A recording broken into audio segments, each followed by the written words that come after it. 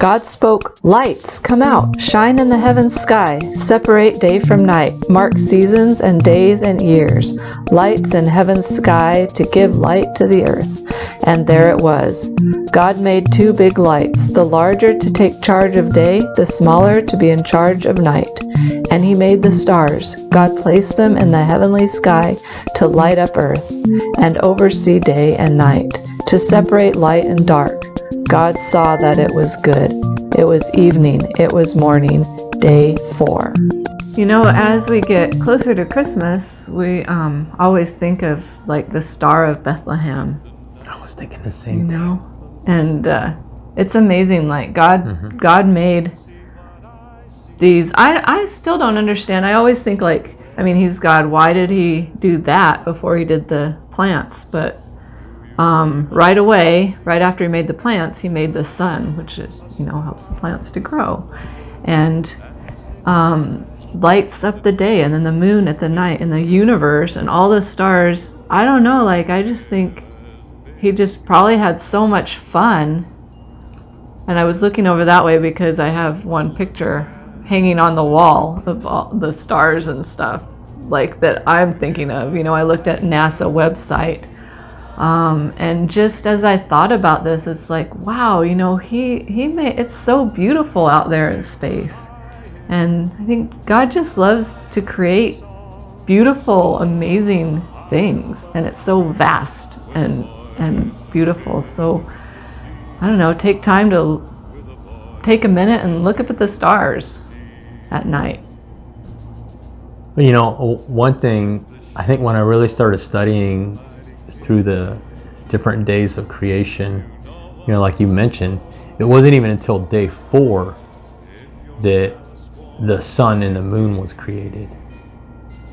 And you know, I just never thought about that before, and I think a lot of people initially just assumed that in day 1, when there was light, let there be light, that was the sun, and it wasn't the sun.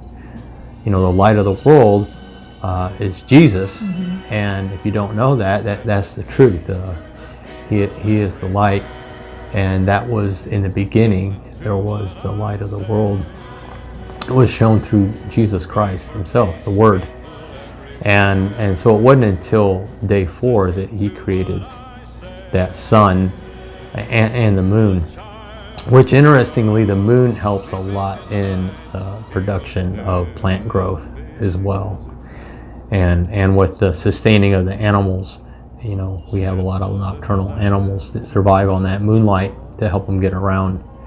And so, yeah, it's like very, very well thought through. Yeah, it also gives us our calendars. Like it gives us for the signs of the seasons and the that's the way we developed things like that, and he gave it to show us where we are so we can keep track of time and to get around. Yeah, true. You know, the stars were the original navigation, and that's where they determined, created the maps off of the stars, the maps of the planet. Oh, God was doing all this so we could function on this planet.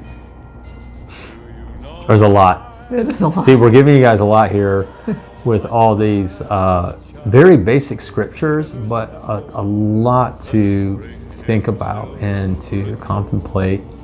And so we kind of hope you do that during this time of the year when you could get caught up in the busyness, that you take the time to just kind of get away and be quiet for a moment and just contemplate. Maybe it's not the days of creation that we're going through with you guys, but maybe there's some scripture there, or something that you learned in church recently that has really provoked you to kind of think more about that. So sit down and take the time to do that, and